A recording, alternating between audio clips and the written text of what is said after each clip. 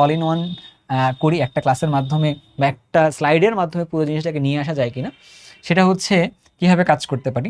Suppose ধরো আমাদের কাছে একটি স্টুডেন্ট আছে, এটা হচ্ছে আমাদের কাছে একটি স্টুডেন্ট আবুল। আবুলের হাতের মধ্যে আমরা হচ্ছে ওর একটা গ্লাভস দিয়ে দিলাম, আবুলের গ্লাভস দিয়ে দিব। ধরলাম ও হচ্ছে নর্মালি একটা নাইট্রাইল গ্লাভস পরে ও কাজ করা শুরু করছে আর কি, নাইট্রাইল গ্লাভস পরে কাজ করা শুরু করছে। তো তখন আমি বললাম তুমি নাইট্রাইল গ্লাভস পরো না, তুমি হচ্ছে নিওপ্রিন গ্লাভসটা পরে কাজ করো। কেন? কারণ নিওপ্রিন গ্লাভসটা কাজ করলে আমাদের অ্যাসিড বা বেস যেটা আছে, তো ওই অ্যাসিড বেসটা নিওপ্রিন গ্লাভস পরে কাজ করতে পারলে ভালো, ক্ষতি হয় না আর কি। তো নাইট্রাইল গ্লাভসটা পরলে আবার একটু গলে যাওয়ার চান্স থাকে, সো চেষ্টা করবো এটা নিয়ে কাজ করার জন্য।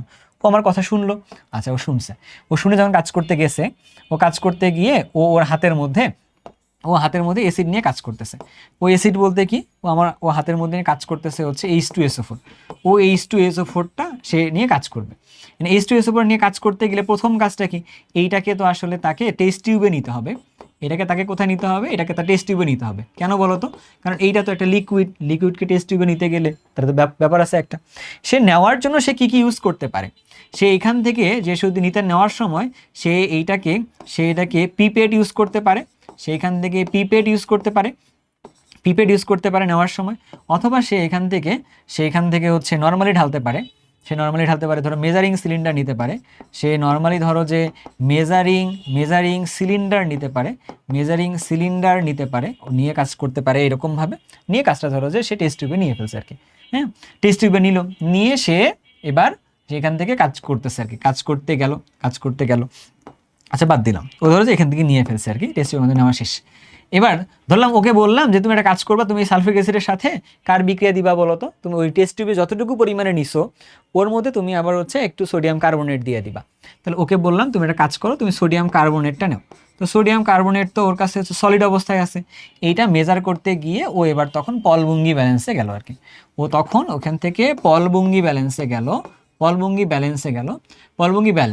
ব্যালেন্সে যাওয়ার সময় সে এক্স, তারপরে ওয়াই, তারপরে জেড এরকম গ্রাম একটা নিছে, নেওয়ার পরে প্লাস মাইনাস সে ধরলাম যে RC × N এরকম করে কাউন্ট করে ওইটার ভরটা কাউন্ট করলো, গ্রাম ইউনিটে কাউন্ট করলো আর কি।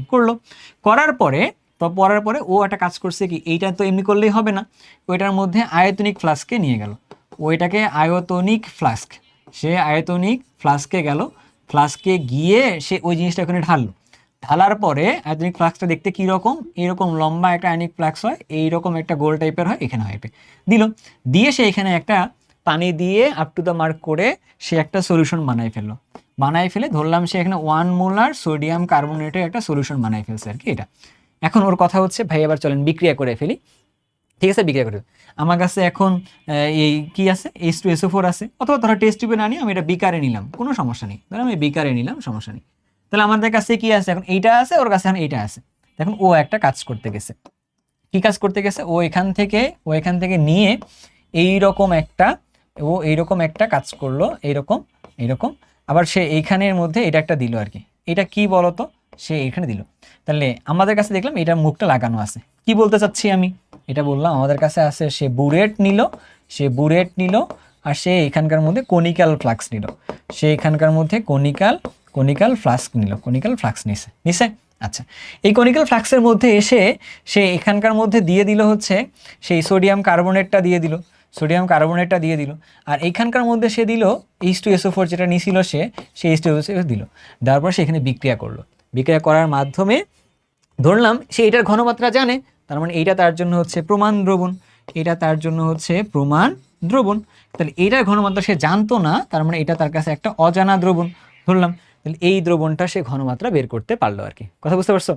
এখন তার প্রফেসর, তার যে স্যার, সেই স্যার এসে তাকে বললো, না তুমি এটা কাজ ঠিক করোনি, যে তুমি এটার 1 মোলার দিয়ে মাপতে গেছো কেন? তুমি এই 1 মোলারটাকে কোনোভাবে 0.1 মোলারে নিয়ে আসতে পারলে ভালো হইতো, মানে ডেসিমোলার দ্রবণ করলে হিসাবটা সুন্দর হইতো আর কি। তার সুপারভাইজার তাকে এটা বলছে, তার তো কিছু করার নেই। এই জন্য তাকে নতুন করে আবার এখান থেকে কাজ করতে গেলে S1V1 S2V2 এইটা নিয়ে কাজ করতে হইলো, যাতে করে সে এটার লঘু করে ফেলতে পারে আর কি। সেই কাজটা করে ফেলছে, বুঝতে পারছো? সে একটা বিক্রিয়ার কাজ যখন শেষ করছে, তার সুপারভাইজার, তার প্রফেসর তাকে অনেক বাহবা দিচ্ছে আর কি। কিন্তু প্রবলেম, সে যখন অ্যাসিড নিয়ে কাজ করতে গেছে, ওর হাতে একটু হইলেও H2SO4 লেগে গেছে।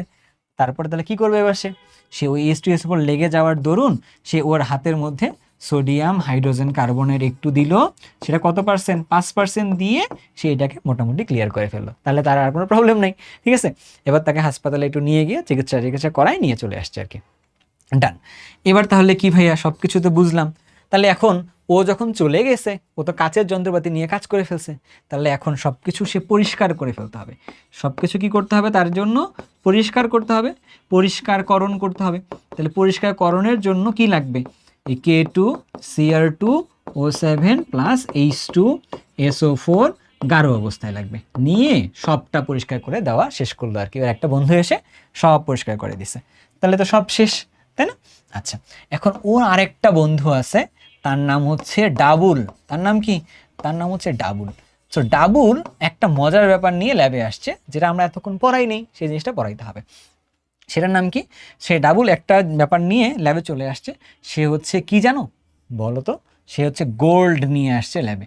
গোল্ড নিয়ে এসে বলছে এই গোল্ডটাকে সে ডিজলভ করতে চায়। তাহলে ওই গোল্ডের মধ্যে সে প্রথমত সালফিউরিক অ্যাসিড দিল, সালফিউরিক অ্যাসিড দিল, দেখলো ডিজলভ হইল না, সেমভাবেই আছে। গোল্ডের মধ্যে সে HCl দিল, তাও দেখবা ডিজলভ হবে না। কিন্তু এই গোল্ডের মধ্যে তুমি যদি রাজ অম্ল দাও, তুমি যদি কি দাও, রাজ অম্ল যদি দাও, তাহলে এইটা ডিজলভ হবে আর কি, জানো?